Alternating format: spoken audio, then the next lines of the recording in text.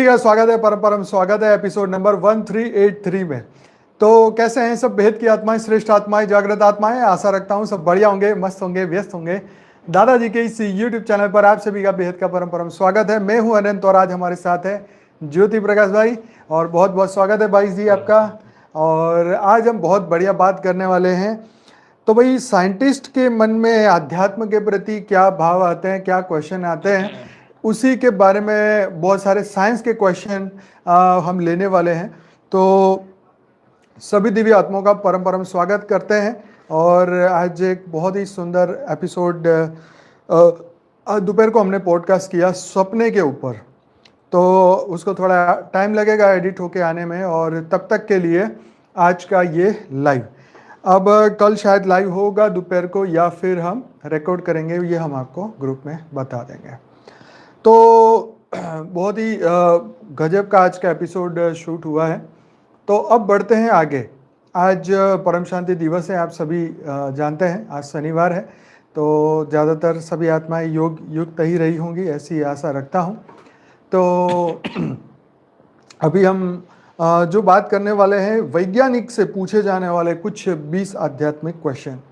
तो भैया से हम एक एक करके क्वेश्चन पूछेंगे, और विज्ञान अध्यात्म के प्रति क्या, इन क्वेश्चनों के बारे में क्या सोचता है, और उसका हम पूरा जवाब जानेंगे। तो शुरू करते हैं भैया। यस। परम शांति। परम शांति। क्या चेतना मतलब कॉन्शियसनेस केवल मस्तिष्क की उपज है, या यह स्वतंत्र ऊर्जा है? हाँ, ये बहुत ही इम्पोर्टेंट क्वेश्चन है। विज्ञान आज कॉन्शसनेस जिसको बोल रहा है, वो एक्चुअली मेमोरी को कॉन्शसनेस बोल रहा है। अच्छा, हाँ। ओके। तो लेकिन जो हमारे अध्यात्म में जब हम उसकी चर्चा करते हैं, जैसे मस्तिष्क एक स्थूल वस्तु है, हमारे शरीर का एक पार्ट है मस्तिष्क, और मस्तिष्क का एक्टिविटी जो है, न्यूरॉन्स एक्टिवेट होता है। तो विज्ञान उसको बोल रहा है कि जो उसको एनर्जी बॉडी से मिल रहा है, लेकिन बॉडी से कहाँ से आ रहा है? तो वो बोल रहा है सेल से मिल रहा है। तो सेल में ऊर्जा कहाँ से आ रहा है? तो वो बोल रहा है कि हमारे खाद्य से आ रहा है। लेकिन ये खाद्य थोड़ी हर चीज को ऊर्जा दे सकता है। तो बॉडी में हर सेल में इलेक्ट्रॉन, न्यूट्रॉन, प्रोटॉन है, उसको मूवमेंट कौन दे रहा है? कौन सा ऊर्जा ऐसे दे रहा है? तो इसलिए जैसे हम इसको थोड़ा समझेंगे।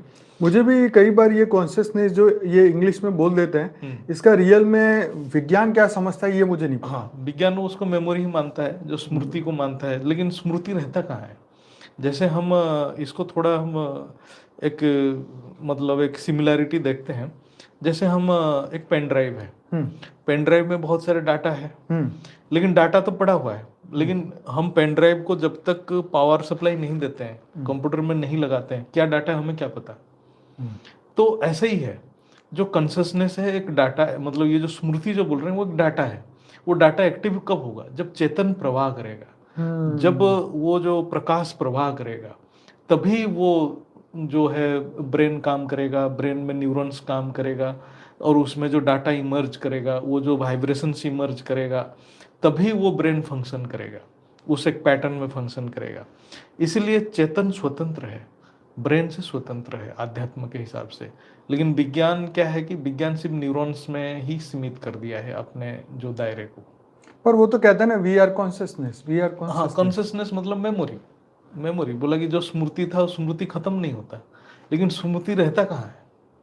स्मृति का जो आधार क्या है? क्योंकि वो अपने आप को आत्मा तो नहीं मानते ना। हाँ, आत्मा नहीं मानते, कॉन्शियसनेस मानते हैं। हाँ। तो जैसे कॉन्शियसनेस का वो विज्ञान क्या समझ रहा है? जैसे आप जो जैसे हमारे शास्त्र क्या बोल रहा है, जो चेतन की सबसे मुख्य गुण है स्मृति। अच्छा। क्या स्मृति मतलब क्या है? जैसे हम बचपन में थे, बचपन में कुछ हो रहा था हमारे साथ, फिर हम यौवन में आए, फिर बुढ़ापे पे आए। लेकिन बुढ़ापे पे जब आते हैं, हमारा शरीर चेंज हो गया, सब कुछ चेंज हो गया, लेकिन बचपन का स्मृति है वो कहाँ ठहरा हुआ है? क्योंकि हम बचपन को गुजर गए हैं। बचपन का कोई, हमारा शरीर भी चेंज हो गया, गुजर गया, हाँ, सब कुछ गया है, लेकिन वो स्मृति है, वो स्मृति कहाँ ठहरा हुआ है? शरीर तो बदल चुका है, लेकिन वो स्मृति कहाँ ठहरा हुआ है? वो चेतन है। वो जो चेतन के द्वारा ही स्मृति का एक जो कंटिन्यूटी जो आता है, जो उसका जो क्या बोलते हैं एक रूपता आता है, जो एक सीक्वेंस आता है, वो कॉन्शियसनेस से बनता है। मतलब वो जो चेतन शक्ति से बनता है। जैसे हमने अभी बताया पेन ड्राइव में डाटा पड़ा है, लेकिन वो डाटा एक्टिव तभी होता है जब हम उसमें पावर सप्लाई देते हैं। बराबर। तो पावर सप्लाई जैसे क्या है, पावर सप्लाई एक जो चेतन शक्ति है, एक प्रकाश है। ऐसे ही आत्मा भी एक प्रकाश है। वो प्रकाश जब फ्लो करता है हमारे शरीर के अंदर, तभी हमारे जो रिकॉर्ड्स जागृत होता है। नहीं तो मृत व्यक्ति में तो कोई मेमोरी है ही नहीं। तो अगर मनुष्य में कॉन्शियसनेस है तो जानवर में क्या है फिर? जानवर में भी है कॉन्शियसनेस। वो लोग ऐसे बोलते हैं। हाँ, मैंने पता जानवर नहीं में भी किया है, जानवर में भी उसका भी संस्कार है, उसमें भी चेतन है। आत्मा तो सभी में है, लेकिन वो ब्रेन से, ये क्या बोल रहे हैं? नहीं, मतलब मैं साइंस के व्यू जानना चाहता हूँ। हाँ, साइंस तो आत्मा को मानता ही नहीं है। हाँ, इसलिए वही कि अगर अपने आप को वो कॉन्शियसनेस बोलते हैं तो फिर जानवर को क्या बोलते हैं? जानवर को भी कॉन्शियसनेस होगा।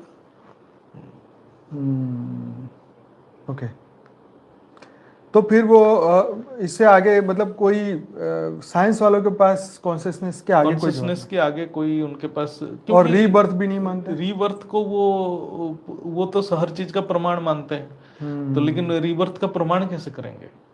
क्योंकि शरीर बदल गया, सब कुछ बदल गया, लेकिन मेमोरी वही है। लेकिन मेमोरी को टेस्ट कैसे करेंगे कि सेम मेमोरी जो नेक्स्ट बॉडी में है? जैसे अभी जितने भी कॉन्शियसनेस के ऊपर जो भी डॉक्टर्स, जो भी लिटरेचर बनाए हुए हैं, जो भी एक्सपेरिमेंट्स किए हैं, वो उनका इंडिविजुअल एक्सपेरिमेंट्स है। वो पास्ट लाइफ जो है को उसको रिपीट कर रहे हैं, वो मैच कर रहा है। लेकिन विज्ञान उसको मानने के लिए बोलेगा कि प्रमाण क्या है कि वो इस दोनों शरीर सेम था या दोनों शरीर इंटरलिंक्ड है। तो वो तो कॉन्शियसनेस है ना, आत्मा में वो मेमोरी रह रहा है, लेकिन आत्मा को तो विज्ञान मान नहीं रहा है। और इनका मेमोरी मतलब वो ब्रेन में सिमट जाते हैं, सोचते हैं ब्रेन में ही मेमोरी रहता है। चलिए आगे बढ़ते हैं। क्या आत्मा का अस्तित्व विज्ञान द्वारा सिद्ध किया जा सकता है? नहीं, विज्ञान तो उसको सिद्ध नहीं कर पाएगा। आत्मा का जो प्रकाश है, जो उसको बोलते हैं कि हमारे जो शास्त्र बोलता है कि प्रकाश, उसको चेतन चित्त स्वरूप जो प्रकाश बोल रहा है, जो वो प्रकाश के द्वारा ही हम देख रहे हैं, सोच रहे हैं। जो हम बोलते हैं मैं सोच रहा हूँ, मैं देख रहा हूँ, मैं जान रहा हूँ, ये वो प्रकाश का गुण है। वो प्रकाश ही सोच रहा है, वो प्रकाश ही अनुभव कर रहा है, वो सारे चीज प्रकाश ही कर रहा है। लेकिन इन्होंने विज्ञान क्या है कि वो सब कुछ ब्रेन में ही सीमित कर दिया, सब कुछ न्यूरॉन्स में सीमित कर दिया, सब कुछ न्यूरल एक्टिविटी में सीमित कर दिया। लेकिन न्यूरल एक्टिविटी का कारण क्या है? वो जो प्रकाश है, वो जो चेतन है, उसको विज्ञान उसको डिटेक्ट ही नहीं कर पा रहा है, क्योंकि विज्ञान की दायरे इलेक्ट्रोमैग्नेटिक वेव में ही सीमित हो गया है। क्योंकि ये जो प्रकाश है, जैसे हम शास्त्र के शब्द में जाएं, हमारा 4 प्रकार की वाणी है। जो वाणी मतलब वाइब्रेशन है, जो बैखारी वाणी बोलते हैं, फिर उसके बाद मध्यमा वाणी बोलते हैं, फिर पश्चंती वाणी बोलते हैं, फिर परावाणी बोलते हैं। तो ये जो वाणी है स्पंदन है, एक प्रकार की ऊर्जा है। जो मध्यमा वाणी मतलब ये जो जितना मैकेनिकल वाइब्रेशन से हम जो स्थूल जगत के वाइब्रेशन में बोल रहा हूँ, ये भी मध्यमा बैखारी वाणी है। वो जो न्यूरल एक्टिविटी हो रहा है, जो मतलब हमारे शरीर के अंदर जो वाइब्रेशंस है, जो वो सब इलेक्ट्रोमैग्नेटिक वाइब्रेशंस है, वो है मध्यमा। फिर जब हमारे जो कारण शरीर में जो स्पंदन हो रहा है, जो ग्रेविटी फोर्स है, वो है पश्चंती। और जब आत्मा का जो ऊर्जा है, प्रकाश है, वो पराशक्ति है, जिसको हम परम शांति बोलते हैं या पराशक्ति बोलते हैं या परावाणी बोलते हैं। तो विज्ञान अभी तक वो मध्यमा मतलब जो इलेक्ट्रोमैग्नेटिक वेव को डिटेक्ट कर पा रहा है, लेकिन अभी भी ग्रेविटी वेव मतलब जो आकर्षण शक्ति, जो गुरुत्वाकर्षण शक्ति, उसको डिटेक्ट नहीं कर पा रहा है। ये अति सूक्ष्म है, अति सूक्ष्म है। और जो पराशक्ति है, जो आत्मा की शक्ति है, जो चेतन शक्ति है, वो उससे भी सूक्ष्म है, ग्रेविटी फोर्स से भी सूक्ष्म है। उसको विज्ञान तो सोच ही नहीं सकता है, वहां तक पहुंच ही नहीं सकता है। उसको पहुंचने के लिए एक ही उपाय है, आध्यात्म, और उसके अलावा योग शक्ति, आध्यात्म शक्ति, उसके द्वारा ही हम परा को थोड़ा बहुत अनुभव कर सकते हैं। तो मृत्यु के बाद क्या क्या सोचते हैं साइंटिस्ट? देखो, विज्ञान तो उसका तो है कि विज्ञान तो शरीर से सीमित हो गया, तो जैसे शरीर खत्म हो गया तो अस्तित्व खत्म हो गया उसका।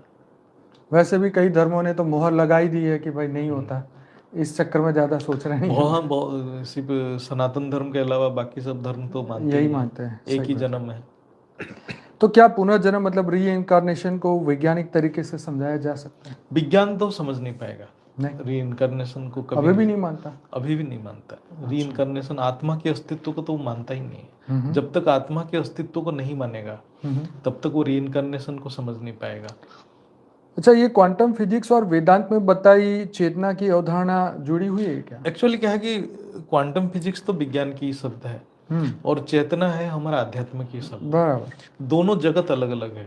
जो क्वांटम फिजिक्स जो जिसको हम वाइब्रेशंस बोल रहे हैं, स्पंदन बोल रहे हैं, तो स्पंदन जैसे हमने अभी चर्चा की कि बहुत प्रकार के स्पंदन है। सूक्ष्म से सूक्ष्म स्पंदन है। जैसे हमारे बुद्धि जितना सूक्ष्म होता जाएगा, आप हम जो भी योगी है वो सूक्ष्म स्पंदन को अनुभव करता जाएगा।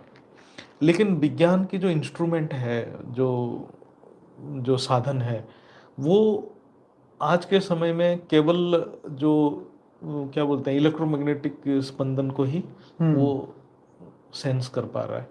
उससे नीचे वो सेंस कर ही नहीं पा रहा है। तो इसलिए वो आत्मा तक पहुंच ही नहीं पा रहा है।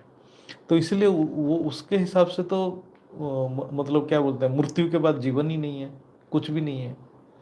अच्छा, इसी से बात हुई और आज सपने की भी बात की। तो अभी रिसेंटली आधे घंटे पहले एक ऐसे इंस्टाग्राम में पोस्ट देखी, उसमें लिखा था कि अब वैज्ञानिक जो है आपके सपनों का पिक्चर कैप्चर करेंगे और फिर आपको मूवी की तरह दिखाएंगे। सपनों का पिक्चर जो है, वो जो न्यूरॉन्स का जो एक्टिविटी है, वो इलेक्ट्रोमैग्नेटिक वेव्स है, उसका पैटर्न है, उसको वो रजिस्टर कर लेंगे।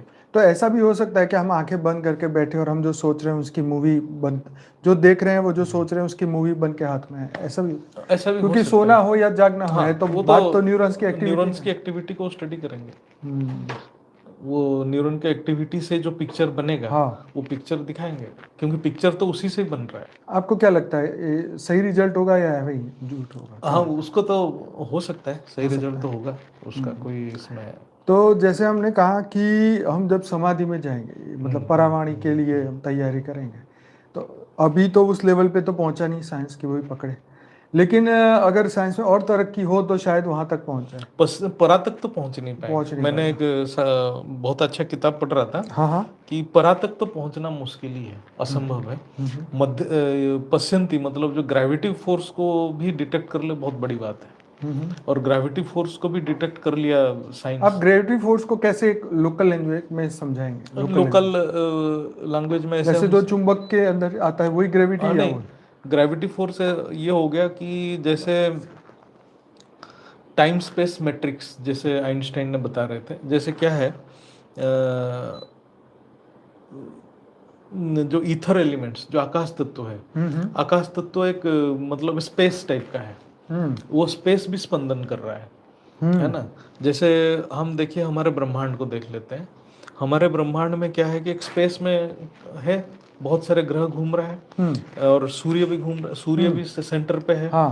तो सूर्य और हमारे जो ग्रह के बीच में एक जो फोर्स है, वो एक फिक्स्ड डिस्टेंस और फिक्स्ड ऑर्बिट में काम कर रहा है। बराबर। जो इनका जो अंदर जो फोर्स काम कर रहा है, उसको हम मेजर नहीं कर सकते, मतलब उसको हम देख नहीं सकते हैं। उसका एक कैलकुलेशन है, लेकिन उसको हम देख नहीं सकते हैं जो वो कैसे काम कर रहा है। वो ग्रेविटी फोर्स है। मतलब ये दोनों में जो चेतन शक्ति है, जो मतलब क्या बोलते हैं, जो आकाश तत्व का जो स्पंदन है, वो स्पंदन जो है दोनों को बांध के रखा है।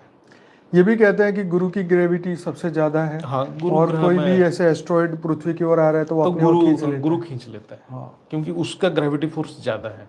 वो अदृश्य शक्ति है, मतलब विज्ञान उसको डिटेक्ट नहीं कर पा रहा है। जैसे क्या हो रहा है अभी, जो लिगो, जो एक इंस्ट्रूमेंट, जो लाइट इंटरफेरोमीटर करके कुछ एक इंस्ट्रूमेंट, वो ग्रेविटी फोर्स को मेजर किया, डिटेक्ट किया ग्रेविटी वेव को। अच्छा। जैसे बहुत डिस्टेंस दो ब्लैक होल कोलाइड किए, अच्छा, गैलेक्सी या ब्लैक होल कोलाइड किए, उसका जो स्पेस में वाइब्रेशन क्रिएट हुआ, हाँ, वो डिटेक्ट किया। अच्छा।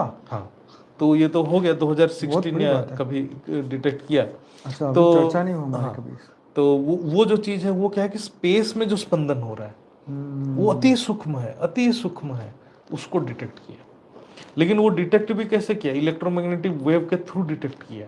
अच्छा। हाँ, उसको डायरेक्ट डिटेक्ट नहीं कर पा रहा है gravity waves. Gravity wave space में चल रहा है, जैसे ग्रेविटी वेव्स हमारे बॉडी के अंदर भी चल रहा है, अच्छा। क्योंकि वो स्पेस हमारे बॉडी में भी है। हाँ बिल्कुल। क्योंकि हमारे जो बॉडी जो है, कोई भी ये जो पूरा हम जो चीज देख रहे हैं वो तो मैटर स्पेस में कंबाइनेशन में बना है। मैटर मतलब एटम्स, मॉलिक्यूल्स, और एक एटम्स में 99% वैकेंट स्पेस है।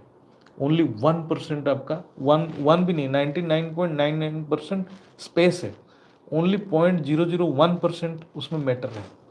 तो हमारे बॉडी भी स्पेस में बना हुआ है। अच्छा। 1% हमारा मैटर है, 0.1% जो भी है, 0.1%, और बाकी 99% स्पेस है। वो स्पेस स्पंदन हो रहा है। तो इसको आप कैसे समझाएंगे, क्योंकि ये तो बहुत गहरी बात है, मैं समझना भी चाहता हूँ। एक आम आदमी इसको कैसे प्रैक्टिकल समझे, ये चमड़ी के अंदर की जगह या किस तरीके की आप हमारा बॉडी जो है ये तो सॉलिड बॉडी है, हाँ दिख सॉलिड रहा है, है, मैटर हाँ। दिख रहा है। लेकिन ये जो मैटर फिर हम हमें, इसको 99% कैसे एम्प्टी स्पेस कह सकते एम्प्टी हैं स्पेस ये? कैसा है कि ये जो भी मैटर हम देख रहे हैं ये किससे बना है? एटम से ही बना है। जब हर एटम ही 99% स्पेस में बना हुआ अच्छा है। अच्छा अच्छा, एटम्स के अंदर ही हाँ, 99% 99 खाली स्पेस है। खाली स्पेस है। ओ, ये तो वो बात हो गई कि हमारे अंदर लाखों बॉक्स है और वो बॉक्स भी खाली पड़ा बॉक्स भी खाली है, वो तो ओके। स्पेस ही है, वो अच्छा, एनर्जी ये है। हुई सीधी बात। हाँ, वो एनर्जी है, सिर्फ एनर्जी है, वो वाइब्रेट कर रहा है, वाइब्रेट कर ओ, रहा है। Okay okay. वही आकाश तत्व है। तो इसको ये बोल सकते हैं कि लाइट के जो सेल है वो डिम पड़े हुए हैं, 0.01% में चल रहे हैं। चल रहा अगर वो प्रकाश के बन जाए तो शरीर एकदम लाइट का, है, लाइट प्रकाश का का हो बन जाए। जाएगा। हमें वो जो स्पेस को लाइट में भर देना है।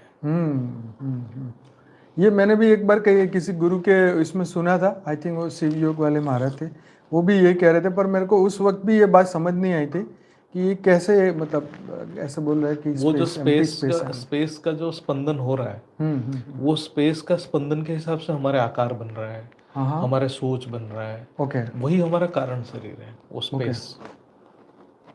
वो अति सूक्ष्म है, उसको साइंस डिटेक्ट नहीं कर पा रहा है। ठीक है।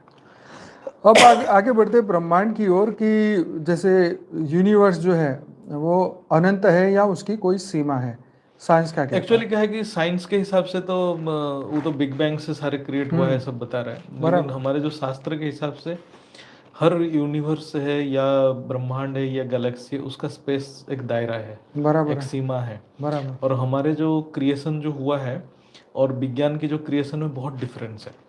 हमारे वो विज्ञान बोल रहा है बिग बैंग से पहले कुछ नहीं था, शून्य से क्रिएशन हो गया, बराबर। कि उनको आइडिया ही नहीं है। लेकिन हमारे ऐसा नहीं है, हमारे शून्य से क्रिएशन नहीं हुआ है, हमारा ब्रह्म से क्रिएशन हुआ है। और ब्रह्म का अस्तित्व है, और ब्रह्म से भी जो क्रिएशन हुआ है उसका एक सीक्वेंस है। ऐसा नहीं है कि अचानक क्रिएशन हो गया। ब्रह्म ने संकल्प किया, संकल्प करने के बाद उसमें महतत्व बना, महतत्व के बाद आकाश तत्व बना, आकाश तत्व के बाद अन्य तत्व बना।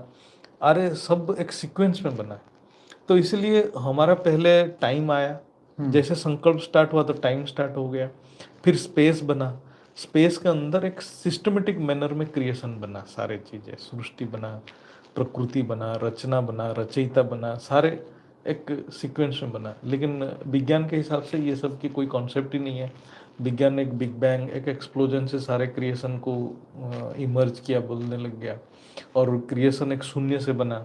तो वो सब डिफरेंस है दोनों। Right right right. मतलब अभी कोई सीमा उन्होंने तय नहीं की है। हाँ, उनके हिसाब से उनको सीमा पता ही नहीं है, कहाँ सीमा, यूनिवर्स का सीमा कहाँ है उनको पता ही नहीं। गैलेक्सी तक उनको पता है, जो कि यूनिवर्स के अंदर जैसा भी है, उनका नासा के पास इंफॉर्मेशन है।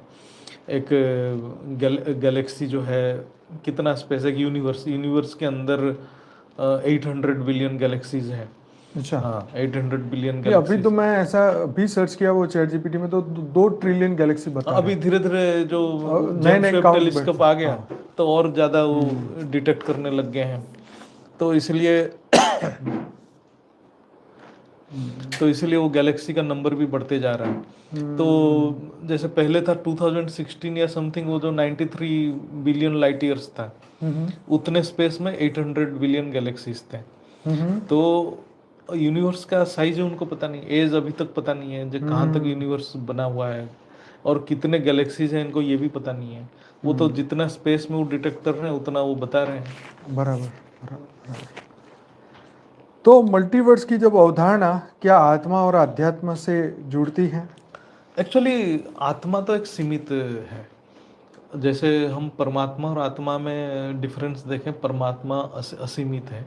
जैसे एक ब्रह्मांड के मालिक जो परमात्मा शिव हम जिसको बोल रहे हैं, वो तो उसका जो संकल्प पूरा ब्रह्मांड तक चलता है। लेकिन एक आत्मा जो है वो बहुत सीमित है। वो तो अनेक आत्माएं हैं एक ब्रह्मांड के अंदर। वो आत्मा तो, आत्मा को शास्त्र बोल रहे हैं अणु। अणु मतलब सीमित, अनेक आत्माएं हैं। तो इसलिए आत्मा के साथ ब्रह्मांड की जो समय या ब्रह्मांड की स्पेस, ब्रह्मांड की कोई भी चीज़ लिंक नहीं होता है। ब्रह्मांड की हर चीज़ परमात्मा के साथ लिंक होता है। परमात्मा की जो शक्ति है, परमात्मा की जो समय है, उसी के हिसाब से ब्रह्मांड चलता है, आत्मा के हिसाब से नहीं चलता है। राइट। क्या ध्यान मतलब मेडिटेशन मस्तिष्क की संरचना और तरंगों को बदल सकता है? नहीं, वो जो ध्यान जिसको हम बोल रहे हैं, जो विज्ञान जिसको ध्यान बोल रहा है, वो मस्तिष्क का एक्टिविटी को बोल रहा है ध्यान। लेकिन मस्तिष्क का जो एक्टिविटी है, मस्तिष्क के जो सिग्नल्स निकल रहा है, उसको विज्ञान देख रहा है। जैसे मस्तिष्क का एक्टिविटी साइलेंट हो जाता है, जो वो जो डिफरेंट पोर्शन है, अमिगडाला, फ्रंटल कॉर्टेक्स, जो बहुत एजिटेट होता है, तो वो सारे चीज़ एक्टिविटीज़ को ही विज्ञान ऑब्जर्व कर रहा है। लेकिन वो एक्टिविटीज़ को कंट्रोल कौन कर रहा है? वो एक्टिविटीज़ को जो कंट्रोल कर रहा है, हमारे जो कारण शरीर या हमारे अंदर जो स्पेस है, वो स्पेस को कौन कंट्रोल कर रहा है? तो ये जब हम डिटेल में जाएंगे तो फिर फाइनली आएंगे जो एक चेतन शक्ति है, एक आत्मा है, जिसके द्वारा वो ऊर्जा निकल रहा है। वो ऊर्जा का जितना वाइब्रेशन पावरफुल रहेगा, उतना शांत होगा चीज़ें। तो ऐसे ऐसे करके हम जब हमारे कारण शरीर शांत हो जाएगा, हमारा जो स्पेस शांत हो जाएगा, तभी जो हमारे ब्रेन शांत हो जाएगा, ब्रेन का जो एक्टिविटी शांत हो जाएगा। क्योंकि ब्रेन के अंदर भी तो स्पेस पड़ा हुआ है। तो वो जो स्पेस, जब उसका जो स्पंदन धीरे धीरे कम हो जाएगा, तो ब्रेन का एक्टिविटी भी शांत हो जाएगा। उसमें से जो वेव निकलेगा वो बहुत ही लो फ्रिक्वेंसी वेव निकलेगा, जैसे जिसको हम शांत बोलेंगे, परम शांत बोलेंगे। तो इसलिए जो योग जो है, मेडिटेशन जो है, मेडिटेशन ब्रेन, उसका ब्रेन जो साइलेंट होना, उसका एक आउटपुट है। जो थॉट्स रिड्यूस होना एक आउटपुट है। लेकिन थॉट्स को रिड्यूस करने के लिए हमें अपने जो चेतन शक्ति के ऊपर फोकस करना पड़ेगा, तभी वो जो ब्रेन का एक्टिविटी शांत हो जाएगा। राइट।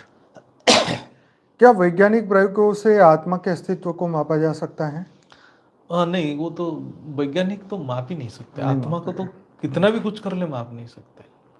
क्या परमाणु और आत्मा दोनों ऊर्जा के ही रूप है?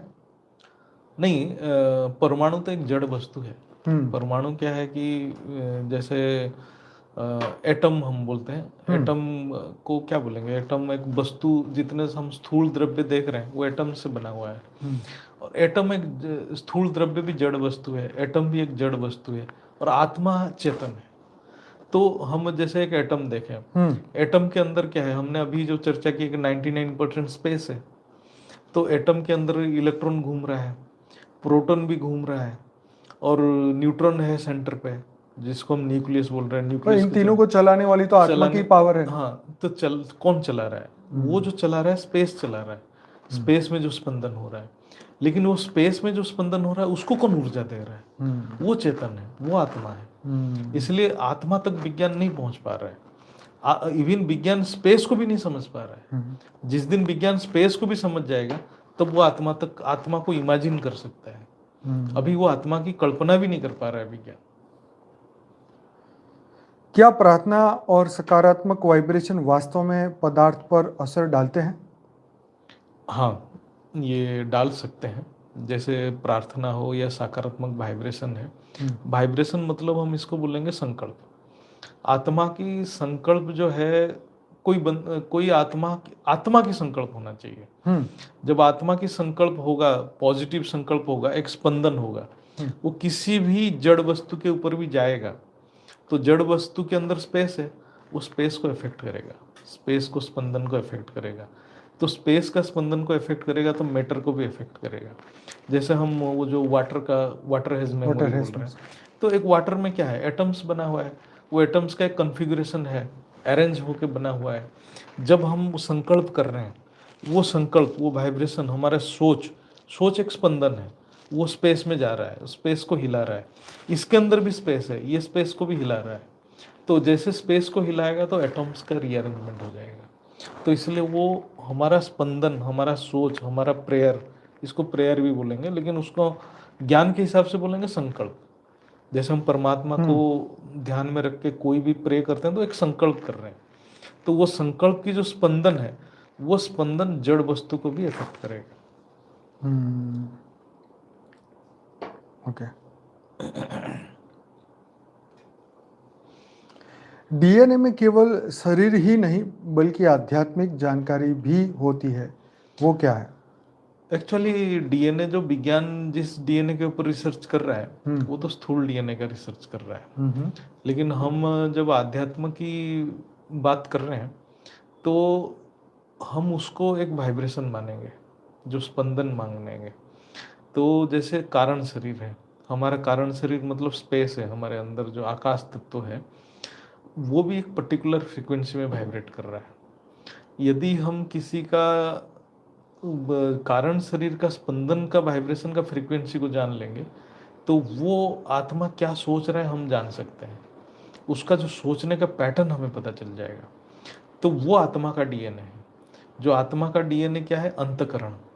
अंतकरण का स्पंदन जो है वो आत्मा का डीएनए है। लेकिन विज्ञान जिस डीएनए की बात कर रहा है वो स्थूल डीएनए है, स्थूल शरीर का स्थूल शरीर का डीएनए। स्थूल शरीर का डीएनए से स्थूल शरीर का प्रॉपर्टी डिटरमिन होता है। हम कैसे देखेंगे, हम कैसे बात करेंगे, हमारा लाइक्स क्या है, डिसलाइक्स क्या है, मतलब हमारे जो जड़ प्रवृत्ति है, जो स्थूल दुनिया के प्रति जो हमारा व्यवहार है वो स्थूल डीएनए से पता चलेगा। लेकिन हमारे जो सूक्ष्म व्यवहार है, जो हमारे सोच है, हाँ, मतलब आप सीधा ये कह सकते हैं जैसे कारण शरीर में क्या रिकॉर्डेड है वो नहीं बता सकता, सूक्ष्म शरीर में क्या रिकॉर्डेड है वो डीएनए से पता नहीं चलेगा, नहीं पता चलेगा। लेकिन डीएनए में ऊर्जा का भी एक सेंटर है, स्थूल बॉडी का जो ऊर्जा है वो डीएनए के थ्रू चलता है। क्योंकि आप देखें तो डीएनए एक छोटा सा पार्ट है। हमने इसके ऊपर भी एक बार चर्चा किए थे शायद, डीएनए वो जो वुल्फ को उन्होंने कॉपी किया था डीएनए, जो बहुत पुराना शिप भी बनाई है ना, शिप भी बनाए, क्लोनिंग करके। लेकिन वो शिप भी बहुत जल्द मर गया। और अभी जो भी वुल्फ किए वो कितने दिन रहेगा, क्योंकि बेसिकली क्या है कि एक शरीर बना लिया लेकिन उसके अंदर आत्मा कहाँ से आया? आत्मा को तो विज्ञान क्रिएट नहीं कर सकता ना। ये तो है। हाँ, तो आत्मा का डीएनए तो मतलब आत्मा का डीएनए हम देखा जाए तो आत्मा का मूल संस्कार है उसका डीएनए, उसको विज्ञान टच ही नहीं कर सकता, वो तो पराशक्ति है। मतलब डीएनए लेवल पे आत्मा की जानकारी जो है वो नहीं मिले वाली, इम्पॉसिबल है। क्या वैज्ञानिक ईश्वर को ऊर्जा या चेतना के रूप में परिभाषित कर सकते हैं? देखो, अभी तक तो विज्ञान तो कॉन्शसनेस ही बोल रहा है। हाँ। और कॉन्शसनेस तो हमने चर्चा की एक मेमोरी के तरह से मान रहा है। तो ईश्वर तक पहुंचना ही विज्ञान के लिए असंभव है। तो ईश्वर के बारे में क्या उनकी अवधारणा है?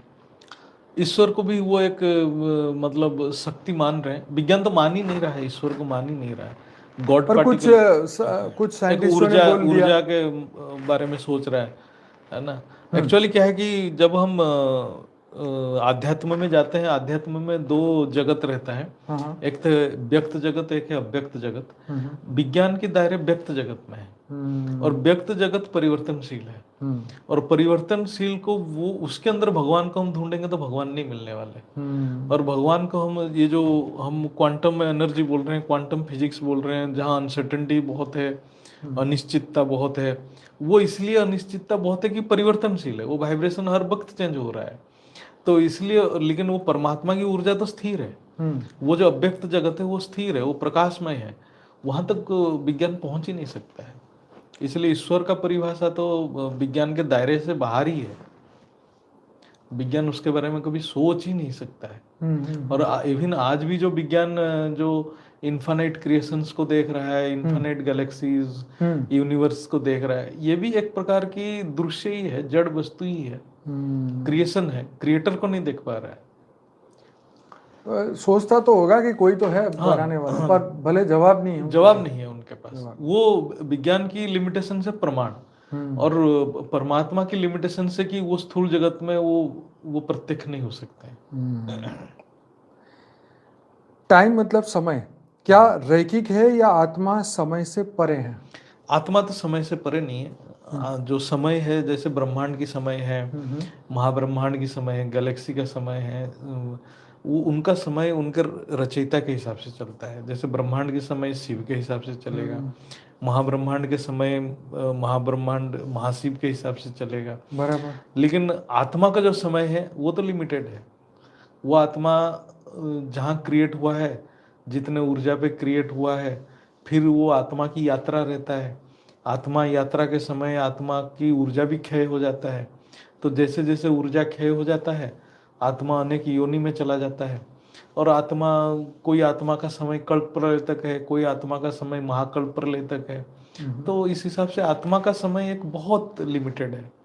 और जो रचयिता का समय, वो भी उसके ब्रह्मांड, उसके कला के हिसाब से है, जो आत्मा के पावर के हिसाब से समय है। इसलिए आत्मा का समय ब्रह्मांड के समय के साथ कोई लिंक नहीं है। ब्रह्मांड के समय जो है वो परमात्मा से लिंक है, आत्मा के समय उसके कर्म से लिंक है। ओके। मतलब समय से परे अगर आत्मा को जाना है तो अपनी तो वो आत्मा की परमात्मा से कला, कनेक्ट हाँ, होना पड़ेगा, कनेक्ट होना पड़ेगा, अपनी आत्मा की कला पावर बढ़ानी पड़ेगी, बढ़ाने पड़ेगा। और फिर ब्रह्मांड, महाब्रह्मांड, परम महाब्रह्मांड जहाँ जाना है हाँ, उनसे वीज़ा लेना पड़ेगा। वो तो हमारे ज्ञान में बहुत हाँ, है। वो तो समझाया हुआ है आगे। जी जी, आगे बढ़ते हैं। क्या मृत्यु के निकट अनुभव, नियर डेथ एक्सपीरियंस, आत्मा के अस्तित्व का प्रमाण है? ये एक प्रकार प्रमाण तो है। जो नियर डेथ एक्सपीरियंस, शरीर निकल गया लेकिन उसके पास वो मेमोरी है, वो दूसरा मेमोरी है। ये एक प्रकार की विज्ञान आजकल इसी चीज़ के ऊपर ज़्यादा देख रहा है कि जब शरीर से अलग होने के बावजूद भी उसका मेमोरी कंटिन्यू कर रहा है, तो इसका मतलब वो जो मेमोरी, उसी मेमोरी को वो कॉन्शसनेस कह रहा है, और अध्यात्म उसको आत्मा कह रहा है, चेतन कह रहा है। ओके। तो आपको जैसे नियर डेथ एक्सपीरियंस को, जैसे भारत सरकार ने एक पुनर्जन्म के लिए उन्होंने कुछ 1950 या 60 में कोई एक केस आया था, उसके ऊपर बहुत रिसर्च किया था और फिर पुनर्जन्म को प्रूफ किया था। तो ऐसे कुछ नियर डेथ एक्सपीरियंस या किसी और के ऊपर ऐसी रिसर्च चल रही है इनकी? नियर डेथ एक्सपीरियंस की मेरे को लग रहा है कि अब्रॉड में भी काफ़ी रिसर्च है। बाहर तो बहुत बाहर चर्चा तो बहुत वहाँ रिसर्च तो है, लेकिन बहुत चर्चा है। इंडिया में इतनी चर्चा इसलिए नहीं है कि हम तो आत्मा को मान ही लिए हैं, तो बाहर बाहर मानते नहीं है करके वो रिसर्च ज़्यादा कर रहे हैं। और हमारे यहाँ मेरे को लग रहा है कि हम लोग ज़्यादा आत्मा को तो मान ही लेते हैं। हाँ, हमारे जो सनातन शास्त्र में कितना पुनर्जन्म की कहानी है, हर स्टोरी पुनर्जन्म से उसका रिलेटेड कोई होते मतलब हैं, अनलिमिटेड है। इवन उसका आप लिंक होता है। देखेंगे गोरखपुर गीता प्रेस में कल्याण में एक पुनर्जन्म के ऊपर एक अंक है उसके ऊपर। अच्छा, हाँ, वो तो पुनर्जन्म एंड पल्लो की किताब ही है ना, किताब भी है, गीता वो प्रेस की अंक तो है, वही कल्याण का ही है। अच्छा, कल्याण हाँ, का। मतलब गोरखपुर गीता प्रेस का, उसमें पूरा इतने वो तो कहानी है। सुपर डुपर बुक है, वो हाँ, तो हमने उसमें बहुत पढ़ी इतने कहानी है। इतनी कहानी। मतलब आप, मतलब पुनर्जन्म एक हमारे एक वो सनातन शास्त्र में तो पुनर्जन्म एक कॉमन चीज है, बच्चे बच्चे को पता है, बच्चा जान। इसलिए यहाँ एक्सपेरिमेंट करने की जरूरत ही नहीं है। वो एक्सपेरिमेंट वहाँ चाहिए जो नहीं, नियर डेथ एक्सपीरियंस में बस ये चीज होती है ना, नई बात कि भाई यहाँ से शरीर छोड़ के गए और ऊपर वहाँ गए, वहाँ कोई और मिला और फिर वहाँ से ये बातें हुई और फिर बोला अभी तेरा समय खत्म नहीं हो, तू वापिस जा, तुझे ये करना है। फिर वो वापिस आ गया, नीचे आके उसने ऊपर की सब कहानियां हाँ, बताई। ये ज्यादा चीज रिसर्च का हाँ। टॉपिक है, ये चटपटा टॉपिक है, लोगों को ये क्या अच्छा है है। कि उसका तो पर्सनल एक्सपीरियंस है, हम तो नहीं जानते हैं क्या हाँ, बोल अब रहा है, कौन सच बोलता है, कौन कौन सच झूठ बोल बोलता रहा है, है क्या। थप्पा कौन लगाएगा? हाँ, ये तो ये है। हाँ। तो यही तो बात है ना, जैसे अभी हमने वो उस दिन भी बात की थी कि एक लड़की है विदेश की और वो कहती है कि मैं खुद प्लेनेट थी मेरे पास्ट जन्म के अंदर। ये कितनी बड़ी बात है हाँ, कि अपने आप को एक प्लेनेट बोलना। जैसे पेड़ पक्षी ये सब तो बोलते हैं कि मैं पेड़ था, पक्षी था, जानवर था, ये मनुष्य था, ये सब लोग बोलते हैं, परंतु ये बोलती है कि मैं खुद एक प्लेनेट थी और वहाँ पर ये चीज़ें हुई और फिर वहाँ से मुझे, फिर मैं यहाँ आ गई। जैसे बापू जी अपने ज्ञान में बोलते हैं ना कि अनंत ब्रह्मांडों से आई हुई आत्माएं खुद आके बोलेगी तो लोग फिर मानेंगे। वो प्लेनेट थी, मतलब वो प्लेनेट का अधिष्ठात्री देवी होगी, वो हाँ, चेतन शक्ति होगा उस प्लेनेट मुझे का। भी ऐसा ही लगा, मैं कहा पूरी दूसरे सोलर सिस्टम की भूदेवी इधर आ गई। हाँ, मतलब जैसे हमारे धरती माता जो है धरती माता और है। कहीं चली जाए और हाँ। एक्सपीरियंस करे कि मैं धरती में बहुत कष्ट पा रहा था। और आप देखें उनकी वीडियो में मतलब इतना कॉन्फिडेंस से वो बोलते हैं कि आज हमारे को कोई बोलना है कि हम आत्मज्ञानी है या ब्रह्मज्ञानी है या मैं एक आत्मा हूँ या एक परम आत्मा हूँ, ये बोलने में हमारी इतनी ताकत कॉन्फिडेंस नहीं है जितना उसमें है कि मैं तो एक प्लेनेट थी। तो मतलब गजब की बात है। सनातन शास्त्र में तो हमारा जो आत्मा हमारा फंडामेंटल है, फंडामेंटल जो अहम ब्रह्मास्मि, मैं आत्मा हूँ, हमारे हर शास्त्र में ये बात तो बहुत बार लिखा गया है कि हम सभी आत्मा है। इवन भक्ति मार्ग में भी है, जो आत्मा है करके भक्ति मार्ग में है। मैं देखा कहीं पढ़ रहा था, नवधा भक्ति जो है ना हमारा, श्रवण मनन चिंतन जो भी है, अर्चन जो भी है, लास्ट स्टेज है आत्म नैवेद्य। अच्छा, मतलब आत्मा को समर्पण कर देना है अरे वाह, परमात्मा को। क्या बात। तो ये तो भक्ति मार्ग में भी है। अच्छा, ऐसा नहीं है कि कोई मतलब आज हम नया चीज बता रहे हैं। आत्मा ओके। की बातें तो हमारे जैसे हमारे जो ब्रह्म सूत्र है ये या सांख्य सूत्र है, हर जगह पे आत्मा के बारे में चर्चा है, ओनली आत्मा के बारे में। जितना हमारे तर्क है सिर्फ यही प्रूव कर रहा है कि मैं आत्मा हूं, मैं आत्मा हूं, मैं आत्मा हूं। तो सभी जानते हैं, लेकिन उसको अनुभव कैसे करें? अनुभव करने के लिए इसलिए इसमें बताया गया है कि 3 स्टेज है। मैं आत्मा हूं, ये तो बहुत बेसिक है, इसके लिए कोई तर्क की जरूरत नहीं। जो देख रहा है, जो सोच रहा है, जो कर रहा है, वो आत्मा है। लेकिन मैं आत्माओं को अनुभव कैसे करें, उसके लिए ज्ञान चाहिए। तो आत्मा के गुण क्या है, आत्मा के धर्म क्या है, आत्मा के संस्कार क्या है, उसके ऊपर पूरा ज्ञान है।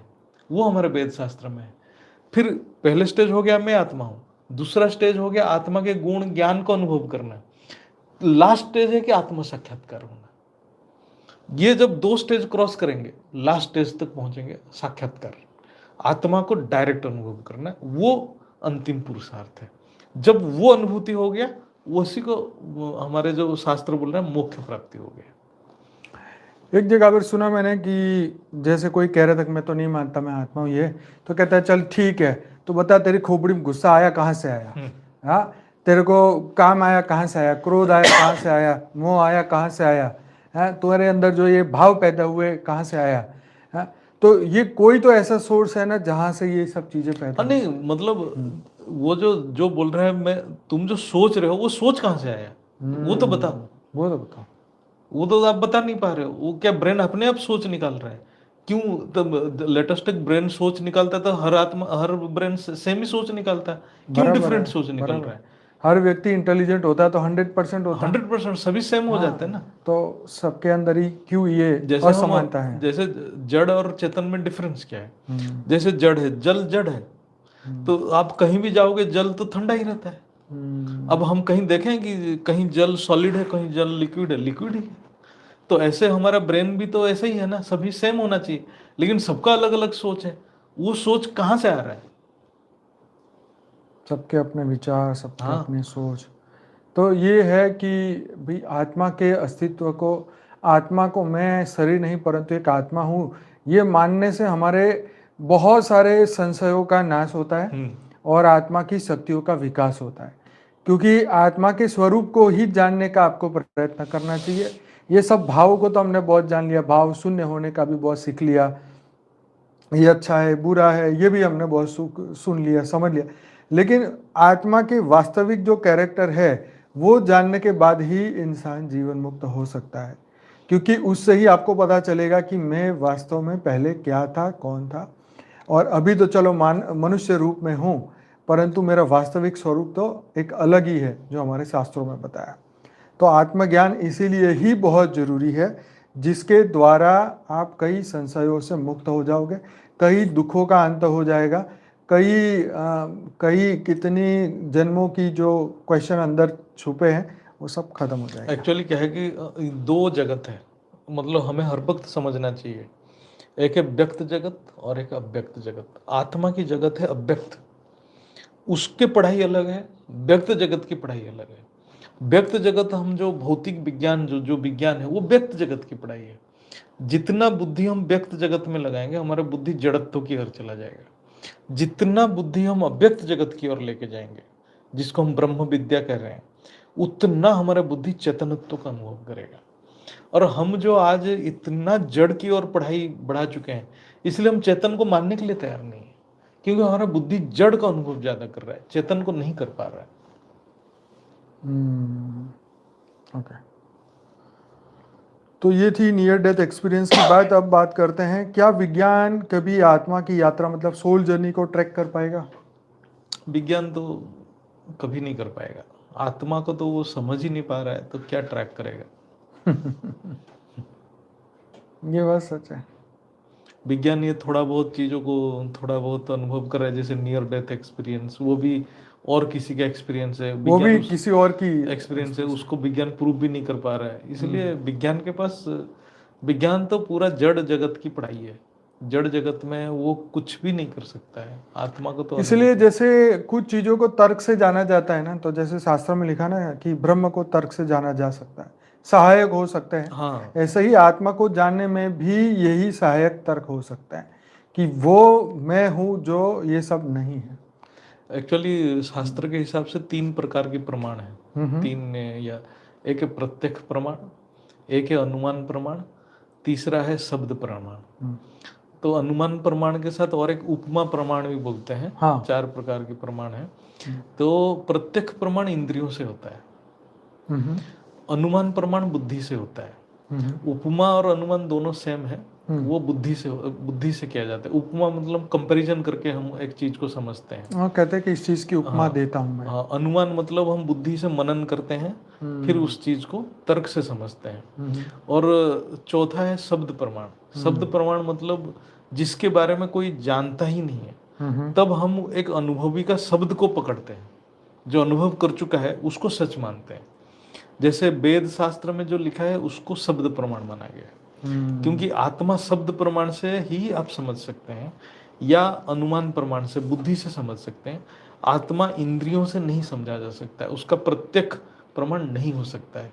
प्रत्यक्ष प्रमाण जड़ चीज का होता है, चेतन का प्रत्यक्ष प्रमाण होना डिफिकल्ट है। क्योंकि हम कोई भी चीज को प्रत्यक्ष प्रमाण मानते हैं तो वो इंद्रियों से होगा, लेकिन इंद्रियों संचालित है चेतन के द्वारा।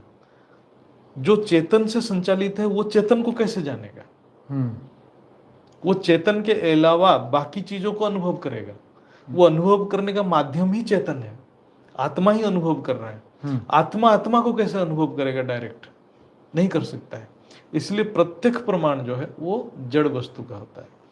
इंद्रियों से जो भी अनुभूति होता है, हर चीज जड़ है। कोई दृश्य है, चाहे स्वप्न है, चाहे जो भी है, चाहे वो कोई दृश्य भी देखे देवान छोड़ के, वो भी जड़ है। आत्मा केवल बुद्धि से और शब्द से, शब्द को बोलते हैं आप्त प्रमाण। आप्त मतलब वेद शास्त्र में जो प्रमाण दिया है, क्योंकि वेद शास्त्र में जो बोलते हैं स्वयं जो अनुभवी आत्माएं, उन्होंने जो लिखे हैं। जैसे हम कोई बड़े ऋषि मुनि की बात मान लेते हैं, क्योंकि उन्होंने अनुभव कर लिया, तो हम उसको शब्द प्रमाण मान लिया। उनके शब्द को हम बोलते हैं ना ब्रह्म वाक्य, उस प्रकार सही है। अनुभवी से हम जो मानते हैं वो शब्द प्रमाण है। आत्मा को शब्द प्रमाण या तर्क प्रमाण से हो सकता है। बहुत खूब, राइट। क्या आध्यात्मिक साधन से मनुष्य के डीएनए और कोशिका में परिवर्तन संभव है? हाँ, वो तो हो सकता है, क्योंकि सूक्ष्म से स्थूल का परिवर्तन हो जाता है। जैसे हम सूक्ष्म में हमारे कारण शरीर में परिवर्तन होगा, तो ऑटोमेटिक हमारे स्थूल डीएनए परिवर्तन हो जाएगा। अच्छा, यहाँ पे एक बात और जोड़ना चाहता हूँ। कई लोग बोलते हैं कि भाई इसका लीवर खराब है तो इसको गुस्सा बहुत आ रहा है, इसका शरीर का ये अंग खराब है इसके लिए इसका नेचर ऐसा है। तो मतलब वो लोग उल्टी बात करते हैं, जैसे शरीर खराब है तो कहता है इनकी ये स्वभाव में ये कमी है। हाँ, वो तो परंतु सूक्ष्म में से मतलब मन का प्रभाव तन पे पड़ता है ना। हाँ, तन का प्रभाव मन पे थोड़ी पड़ता है। नहीं, तन का प्रभाव मन पे भी पड़ता है, पड़ता है, लेकिन लेकिन जो वो मूल कारण है, मूल जो कारण तो मन से ही निकला मन ना। से ही निकला है। तो उसका कारण शरीर में डेफिशिएंसी है, हमारे ज्ञान में तो मतलब है। मैं 2-3 वीडियो में ऐसा सुना, तब मुझे ऐसा लगा कि कहीं ना कहीं ये बात उनकी यही गड़बड़ है। है, मतलब जैसे हम ये जो चर्चा कर रहे हैं, जैसे हम सोचते हैं कि हमारे शरीर ही हमें कष्ट दे रहा है, लेकिन वो कष्ट का कारण क्या है? वो अदृश्य कारण है। हम दृश्य कारण को देख रहे हैं। हम सोच रहे हैं कि हमारे जो मन खराब इसलिए हो रहा है कि हमारा शरीर खराब है। हाँ, वो तो होता ही वो है, तो होता ही लेकिन है। वो 100% रीजन नहीं है। 100%। 100% नहीं है, वो 1% है, 2% है, 10% है। 90% रीजन हमारे कारण शरीर का स्पंदन ही बिगड़ चुका है। वो अदृश्य कारण संपूर्ण रूप से उसको डिलीट करना है। ये डिलीट आप नहीं कर सकते हैं। फॉर एग्जाम्पल कहते हैं कि भाई शरीर का कुछ पार्ट्स खराब है तो इसके लिए उसको भय बहुत रहता है, हाँ डर। जैसे बुढ़ापे में ज़्यादातर हम देखते हैं कि वृद्धावस्था में लोगों के अंदर होता है, तो वो कहीं ना कहीं पार्ट्स का नाम दे देते हैं कि भाई इसके कारण हो रहा है, इसके कारण हो रहा है। लेकिन सब तो आया मन से ना, पहले मन से मन है, खराब हुआ तब कारण उससे शरीर। तन खराब हुआ, ये भी तो है। ये तो इसका मतलब आध्यात्मिक हमारी जो ऊर्जा है उससे हमारा मनुष्य का डीएनए और कोशिका में परिवर्तन संभव है। बिल्कुल। क्या मन, मतलब जो इनको माइंड बोलते हैं, केवल मस्तिष्क है या एक अलग सूक्ष्म ऊर्जा तंत्र है? ये एक्चुअली हमें इसमें बहुत समझना जरूरी है। मस्तिष्क अलग चीज है, मन अलग चीज है। मन जो है कारण शरीर को हम बोलते हैं। कारण शरीर मतलब हमारे स्पेस है, हमारे अंदर जो आकाश तत्व है। और ये जो मस्तिष्क एक स्थूल वस्तु है। स्थूल है। स्थूल वस्तु मतलब हम ये बोल सकते हैं कि पृथ्वी और जल तत्व से बना हुआ है, उससे कुछ नहीं है। तो हमारे जो आकाश तत्व में जो स्पंदन है वो वायु तत्व में आता है, वायु तत्व का स्पंदन स्थूल तत्व में आता है। ये जो न्यूरॉन्स मूव कर रहे हैं ब्रेन में, जो जितना स्पंदन हो रहा है, तो मन जो है, मन से ब्रेन का एक्टिविटी चलता है, ब्रेन की एक्टिविटी से मन नहीं चलता है। जो ब्रेन जो एक्टिवेट करता है, ब्रेन जो रिएक्ट कर रहा है, हम जो विज्ञान जो बोल रहे हैं न्यूरॉन्स ऐसे पैटर्न में फ्लो कर रहा है, उसका कारण मन है। न्यूरॉन्स मन का कारण नहीं है, न्यूरॉन्स का कारण मन है। मन का जो स्पंदन, आकाश तत्व में जो स्पंदन है, उसका कारण न्यूरॉन्स का स्पंदन है। न्यूरॉन्स का स्पंदन मन का कारण नहीं है। सही है। तो मन केवल मस्तिष्क, मतलब हम समझे कि ये सूक्ष्म ऊर्जा है या क्या है? ये वो दोनों, मन सूक्ष्म ऊर्जा है और मन मस्तिष्क से अलग है। और मन की स्पंदन से मस्तिष्क की जो पैटर्न उसको, है, हाँ, काम करने का पैटर्न डिसाइड होता है। राइट। क्या ब्रह्मांड में उच्चतर बुद्धिमान प्राणी, मतलब डिवाइन बीइंग्स और एलियंस, आत्मिक स्तर पर हमसे जुड़े हुए हैं? मतलब आत्मा के स्तर पर ये एलियंस या डिवाइन बीइंग्स क्या हमसे जुड़े हुए हैं? हाँ, ये तो आज के टाइम में हम देखें तो एलियंस तो मतलब हर जैसे कंट्री में है ही, मतलब एलियंस कांटेक्ट में है। लेकिन आत्मिक स्तर में है कि नहीं है वो तो डिफरेंट है। ये लेकिन गहरा सब्जेक्ट है, हाँ, पर अभी तो लोग नहीं समझ पाएंगे, पर ये है कि कनेक्शन तो है। कनेक्शन तो है, सूक्ष्म में कनेक्ट हो रहे बिल्कुल हैं, टेक्नोलॉजी ट्रांसफर भी कर रहे हैं, और वो डिस्ट्रक्टिव पर्पस में ही यूज हो रहा है। बिल्कुल हाँ, बिल्कुल बिल्कुल बिल्कुल। तो आत्मिक स्तर में कोई एलियंस कांटेक्ट करेगा तो कोई अच्छा बात ही देगा, कुछ आध्यात्म की जागृति कराएगा, कोई उच्च स्तर का आत्मा है। अब जो एलियन डिस्ट्रक्टिव चीजें दे रहा है, मतलब वो एलियन का भी स्टैंडर्ड गिर चुका है। वो तो बापूजी अपने वीडियो में बताते हैं कि अनंत ब्रह्मांडों से अनंत अलग अलग कला वाली, पावर वाली आत्माएं आई है और धरती पर वो आई है और वो अपना कार्य कर रही हैं। अच्छा भी कर रही हैं, बुरे एलियन है बुरा भी कार्य कर रहे हैं, और डेफिनेटली वो हर आत्मा से कहीं ना कहीं जुड़े हुए हैं और वो अपना कार्य कर रहे हैं। वो कुछ चीज़ें स्थूल रूप में भी वो आ चुके हैं, मनुष्य रूप में भी एलियन आ चुके हैं, और सूक्ष्म रूप में तो है ही है। स्थूल शरीर में भी मनुष्य के रूप में भी है, और सूक्ष्म रूप में भी है, स्थूल रूप में भी है, और वो अपना काम कर रहे हैं। लेकिन हम उसको पहचान नहीं सकते कि कौन है, कहाँ से आया है, क्या करने आया है, पर्पस क्या है। वो खुद बता दे तो बता दे, जैसे वो लड़की बोल रही थी कि मैं वो प्लेनेट थी और हमारे पर ये बहुत सारा प्रेशर हुआ तो हमें फिर इस धरती पर आना पड़ा। तो अब वो सूक्ष्म रीज़न तो शायद नहीं समझ पाए, नहीं बता पाएगी वो, पर वो वहाँ से यहाँ आई ये तो सत्य है, क्योंकि अनंत ब्रह्मांडों में जीवन है, वो तो बापूजी समझा ही रहे हैं। तो इसका जवाब है यस। आगे, क्या विज्ञान और अध्यात्म मिलकर ब्रह्मांड और आत्मा के रहस्य को उजागर कर सकते हैं? विज्ञान तो ब्रह्मांड के रहस्य को जितना हो सके अपने फिजिकल इंस्ट्रूमेंट में उजागर कर ही रहा है। मतलब जैसे इन्फिनिट गैलेक्सीज हैं, ट्रिलियंस, और कितने ब्रह्मांड भी हैं वो भी बता रहे हैं, उनका टाइम पीरियड भी बता रहे हैं, है ना। जैसे 4.5 बिलियन ईयर्स हमारे सोलर सिस्टम का लाइफ है, 13.6 ईयर्स। मतलब जो उनका फिजिकल इंस्ट्रूमेंट जहाँ तक डिटेक्ट कर पा रहा है, उनका जो इलेक्ट्रोमैग्नेटिक वेव्स को जितना एनालिसिस कर पा रहे हैं वहाँ तक तो बता रहा है। और आत्मा के रहस्य को तो विज्ञान अभी तक समझ नहीं पा रहा है। विज्ञान जो चेतन शक्ति जो है, उस रहस्य को तो विज्ञान समझ नहीं पा रहा है। उसके लिए अध्यात्म के हिसाब से ही उसको रिजॉल्व हो सकता है। बापूजी बोलते हैं स्पिरिचुअल साइंटिस्ट आने चाहिए। स्पिरिचुअल साइंटिस्ट तभी आएगा क्योंकि दोनों का दायरे अलग है। और हाँ। स्पिरिचुअलिटी जो है स्टार्ट होता है अहंकार खत्म होने के बाद, और विज्ञान अहंकार में ही चल रहा है। हाँ, वो कहेगा जो हमें दिखेगा उसी को हम हमें ये मानेंगे। वो अहंकार है। और गीता में बोला जो नहीं दिखता वही सत्य वो है। सत्य है, जो क्योंकि दिखता है वो नाशवंत है। नाशवंत है। और ऐसे भी विज्ञान इसको मान भी रहा है डायरेक्टली, जो क्योंकि 95% तो डार्क एनर्जी है, 5% सिर्फ उनको एनर्जी को एक्सेस कर पा रहे हैं। फिर आत्मा के लिए इतने आगे पीछे क्यों घूमता है, इसकी सीधी बात क्यों नहीं मानता? 95% तो उनको पता ही नहीं है डार्क एनर्जी है उनके लिए। डार्क मैटर डार्क एनर्जी है। बराबर। राइट। तो देखिए, आज हमने बहुत सारी विज्ञान और अध्यात्म की बात करी, और मनुष्य को विज्ञान आया 100-200 साल से, उससे पहले कोई विज्ञान कुछ नहीं था। ये अभी धरती पर जो भी इन्वेंशन हुई, चाहे लाइट हो, अब तो जैसे इंटरनेट हो गया, मोबाइल हो गया, ब्रॉडबैंड हो गया, बिजली हो गई, ये सभी चीज़ें तो 50-100 सालों से आई है, 150 साल से आई है, 200 साल से आई है। लेकिन उससे पहले भी तो जीवन अस्तित्व में था, मानव भी अस्तित्व में था। आत्माओं की दुनिया तो पहले भी थी।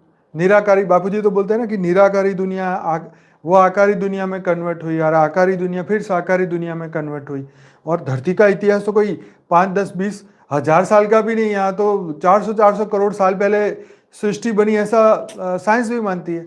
तो मानवता इतनी पुरानी है, जो हमारे सनातन शास्त्र में लिखा हुआ है कि कई बार प्रलय, अर्थ प्रलय, कल प्रलय हो चुका है, और धरती पर मनुष्य जाति आई है, गई है। अब लास्ट में भी 11-11, 15-15 हजार साल के पुराने जीवन के अवशेष मिल रहे हैं। इवन विज्ञान तो मान ही रहा है धरती का लाइफ 4.5 बिलियन ईयर्स है, और लाइफ धरती के ऊपर 3.88 बिलियन ईयर्स है। हाँ, डायनासोर का वो उसका शरीर जो है पुराना जो मिल रहा है, वो तो 6-6 करोड़ साल पुराना, मतलब इतनी बात 3.8 बिलियन मतलब 3.8 इंटू 10⁹9 बिलियन 9 ईयर्स, मतलब कितना होगा, 388 करोड़ साल से धरती के ऊपर जीवन है। मतलब ये सोचने वाली बात है कि इतना पुराना हमारा धरती पर जीवन है, और हम सिर्फ आज की साइंस को मान रहे हैं, जो कि सिर्फ 150 साल से आया है, और उसी को पकड़ के हम इतने खुश हो रहे हैं कि वाह भाई वाह, क्या बात है, साइंस ने ये तरक्की कर दी। लेकिन रियल तरक्की तो अभी तक हुई नहीं है, रियल टेक्नोलॉजी तो अभी तक आई नहीं है। रियल आत्मा की पावर को जानने के लिए तो सिर्फ और सिर्फ शास्त्रों को, वेदों को अध्ययन करके, जो बापूजी ने ज्ञान दिया है वो समझ के, आत्मा को जान के ही आप नई आत्मा की ऊर्जा को बढ़ा सकते हो। आत्मा से परम आत्मा बनने की जो ये पढ़ाई है, वो तो सिर्फ अध्यात्म में ही है, विज्ञान के पास तो कोई है नहीं। वो तो बस वो बोलते हैं खाओ पियो भोगो मरो, बस 4 चीज चल रही है, और वही अगले जीवन में भी अगर मिल गया तो भी चलेगी, और नहीं मिला तो भी चलेगी। तो ये गंभीर विषय है, जो साइंस को पढ़ने के बाद फिर अध्यात्म में आते हैं। हालांकि जब वो वेदों को और शास्त्रों को पढ़ते हैं तो सोच में तो पड़ ही जाते हैं कि भाई ऐसा क्या है ऐसे सनातन में, जो मतलब इतनी ऊर्जा की बारे में बात की, और बहुत प्रैक्टिकल बात है। खैर, जब अब तो दुनिया भर के ज़्यादा से ज़्यादा लोग अध्यात्म के प्रति जागृत हो रहे हैं, सनातन के प्रति जागृत हो रहे हैं, और बहुत रिसर्च हो रही है हमारे वेद शास्त्र पुराणों की, और इसी के साथ मतलब हमारा ज्ञान भी, बेहद का ज्ञान भी बहुत आगे बढ़ रहा है। बापूजी ने तो जो बातें कही हैं, मतलब वो इस संसार में शायद कभी साइंटिस्ट अपने साइंस की लैब में तो कभी नहीं ढूंढ पाएंगे, परंतु हाँ, ये लॉजिकल तरीके से समझे, अध्यात्म में गहराई में जाए, अपनी आत्मा की गहराई में जाए, तो उनको ये सत्य महसूस होगा। तो कैसा लगा आज का ये एपिसोड जरूर से बताइए, और आज का ये एपिसोड यहीं समाप्त करते हैं। आप सभी दिव्य आत्माओं का बहुत बहुत धन्यवाद। भाई जी, आपका बहुत बहुत धन्यवाद, और सभी दिव्य आत्माएं जरूर से इसे बार बार देखें, शेयर करें और लाइक करें। Thank you so much. मिलते हैं कल, अगर तो लाइव होगा तो बता देंगे, और नहीं तो रिकॉर्ड होगा तो हम बता ही देंगे। ठीक है जी, तो मिलते हैं बहुत जल्दी। बेहद की परम महाशांति।